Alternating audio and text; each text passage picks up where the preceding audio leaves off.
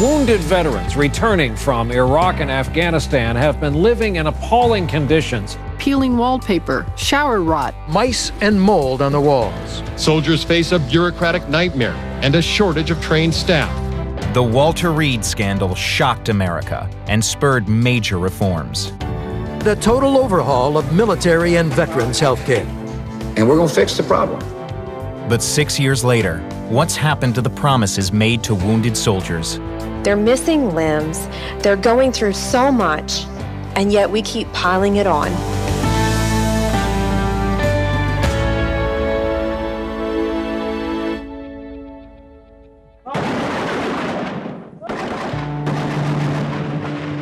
If any still hoped that the war in Iraq might be cheap, quick, or painless, the year 2004 proved otherwise.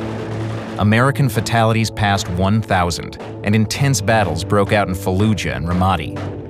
Army Staff Sergeant Dan Shannon, a father of 3, fought in both cities and survived. But on November 13th, he took a direct hit from an AK-47. It just missed the bridge of my nose and exited over my left ear. And it took all this bone and everything with it. And of course, my left eye. Medevaced out of Iraq, Shannon arrived at Walter Reed Army Medical Center, America's flagship military hospital. But only 9 days after his injury in combat, the hospital staff discharged Shannon into outpatient status. They gave me a Xeroxed map of the hospital grounds, and it was not very well photocopied. And here I am sliding down walls, sliding down brick walls outside, staggering across open areas so I can get to another brick wall to hold me up, and have no idea where to go. And mind you, my head is still bandaged at this time frame. Wearing only a hospital gown and robe, Dan says he roamed Walter Reed's grounds for 2 hours before making it to the small room assigned to his family. I opened the door and he's standing in the door frame.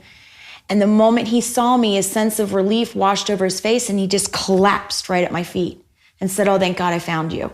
And I was furious. Dan had found his family, but he was already lost in the system. After an initial series of appointments, he was left on his own until he managed to track down the nurse assigned to oversee his care. That took weeks. Her comment was, "Where have you been?"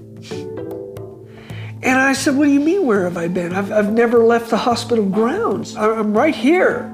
I've gone to all of my appointments." And she goes, "We can see in the computer that you went to all of your appointments, but nobody knows where you are."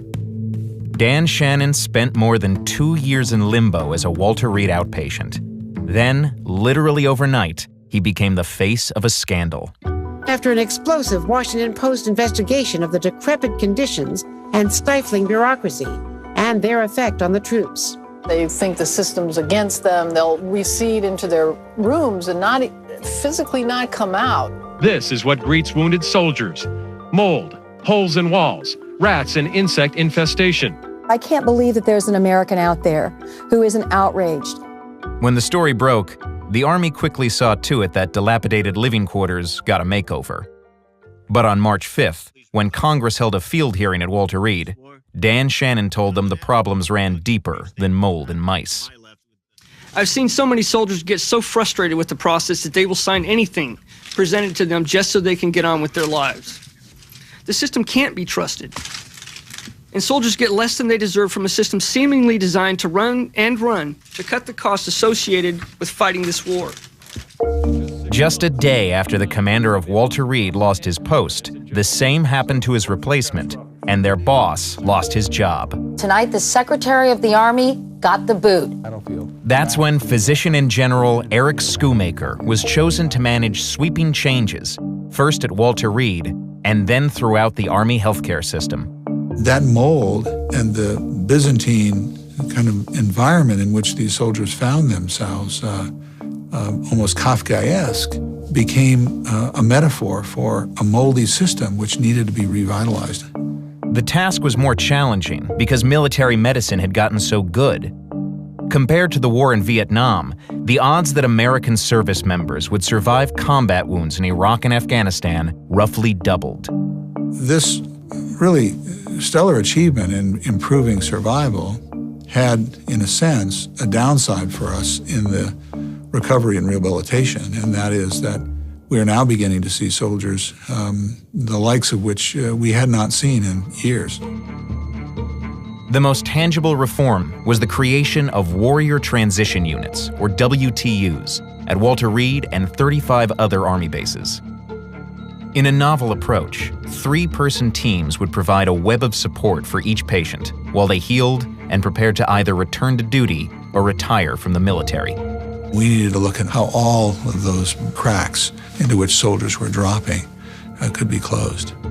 Meanwhile, Dan Shannon and his family had moved over 3 hours away from Walter Reed and were waiting for Dan's retirement paperwork to go through. But then, I get a phone call on a Sunday night at 8 p.m. that says, Sergeant Shannon needs to report to formation tomorrow morning. And I said, no, he's on terminal leave.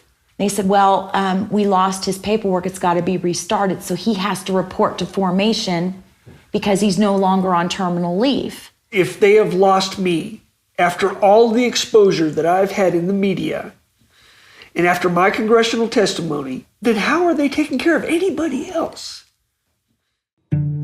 in 2009, the newly elected president, Barack Obama, reaffirmed the Bush administration's commitment. Just as these wounded warriors are there for one another, this country is going to be there for them.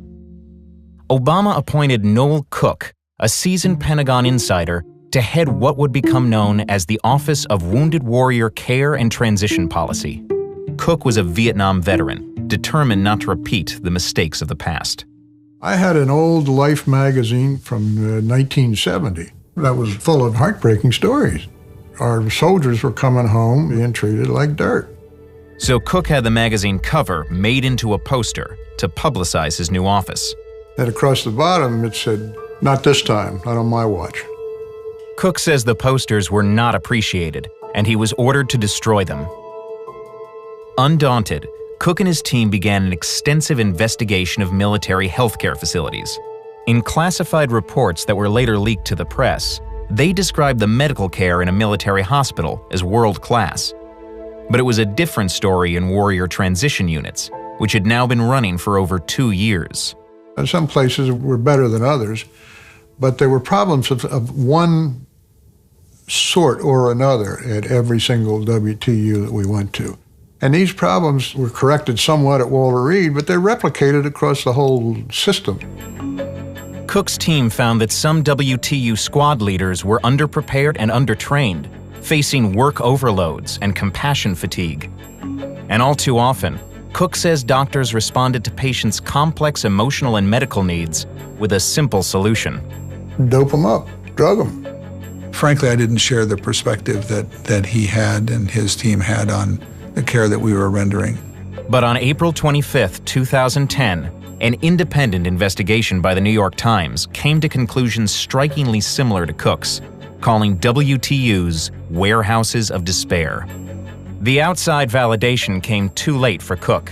Just a few days earlier, he says the Undersecretary of Defense for Personnel and Readiness asked him to resign. And he said, "This is going to be a very short meeting." He said, "I just want to tell you that I have no confidence in you, and I'd like your resignation." That was it. There was no run-up to it.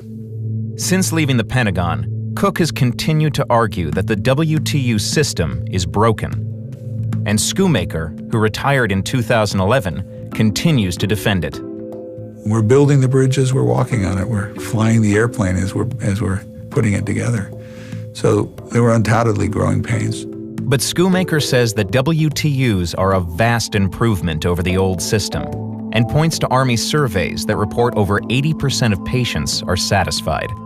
The Army also cites efforts to prevent over-medication, better trained staff, and improve patient care. But bad news and complaints keep coming. Every family that I work with has a different story, and every one of them ends, "I'm just a burden and they want me out of here." Wounded soldiers were met with a toxic environment, and soldiers needing help were told to keep their mouths shut.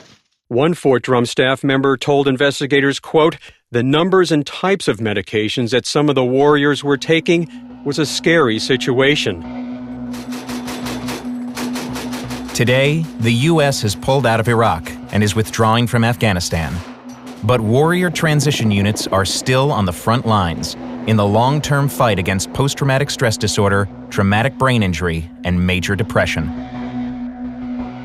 We've got a wave of problems out there in front of us that are going to be coming at us in the years ahead in numbers that we can't now really anticipate. And it's going to manifest itself in broken soldiers, broken homes, children that are messed up.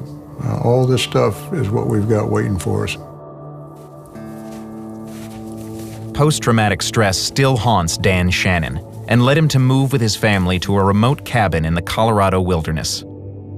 Here, I'm not really aware how different I am. I feel that I'm safe here because I don't have the constant inputs of a city environment around me, and I find that I need that. If I have to go to Denver for any reason, I am messed up for about 3 to 5 days after I come home. Tori Shannon has become a writer and advocate, counseling hundreds of wounded service members and their families. The Walter Reed scandal shed a lot of light, and there was a lot of attention, and all this momentum and traction was built. And within 2 years, it just fizzled away again. We're right back to where we started, and in some cases, worse than when we started. Every person who volunteers to join the military has written for the United States government a blank check up to and including their lives in order to protect the freedoms that we have in this country. If the American people can't find value in that, well, I can't believe that. I believe that the American people do find value in that.